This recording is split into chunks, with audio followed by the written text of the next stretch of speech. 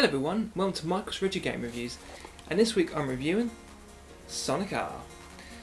Now, I thought I'd do something a little bit different. Up to this point, every review I've ever done has been on positive notes, and that's how I'd like to do my reviews. But I thought I'd challenge myself to actually review not a bad game, not a good game, but something in the middle, and actually, state my reasons why, and try to give an objective opinion about it. So I'm going to give it a try. Now, Sonic R it's an interesting game. It was made by Traveller's Tales. Traveller's Tales made two Sonic games for Sega. The first one was Sonic 3D, and then after that, they made Sonic R. I think this game came about for lots of different reasons. Sonic Extreme had fallen through.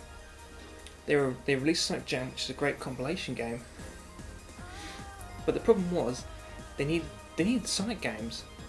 I mean, it's a Sega console. You can't have a Sega console without Sonic. Sonic is what sells Sega. I mean, Sonic is Sega's identity and their mascot. So that's how this game came about. This game came out in '97 for the Sega Saturn, and then the following year, in '98, was released for the PC. It's an interesting game. I would say, if you're a huge Sonic fan, you should definitely play this game, and even have it in your collection. But graphically, it's not a bad little game. What it lacks in graphics, it makes up in colour, and that's what a lot of the Sega Saturn games did. Because of the fact that the machine was technically graphically challenged slightly, a lot of games tend to focus on the things the Saturn could do well. One of the things it could do extremely well was vast amounts of different colours, because the Saturn had a much greater colour palette than the PlayStation. So most of the games for the Saturn were a lot more colourful.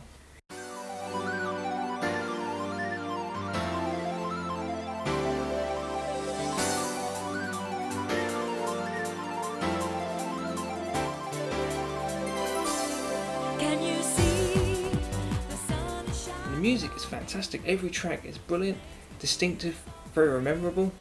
It stands up there with the greatest of the Sonic games. And the great thing about this game is the CD can be popped into a music player, computer, and you can play the music off the disc, which is absolutely fantastic. I think the only thing that turns this from being into a good game into an okay game is the controls.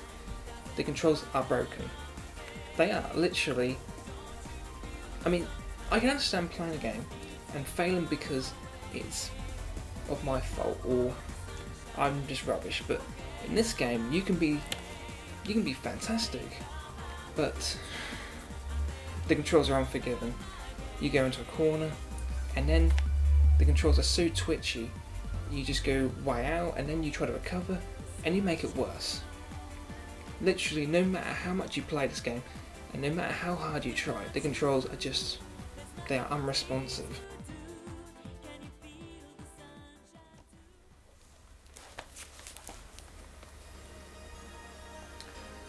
So, my final thoughts.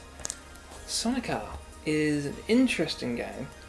It's definitely a game everyone should play. It's got a fantastic soundtrack. It's worth playing just for that alone.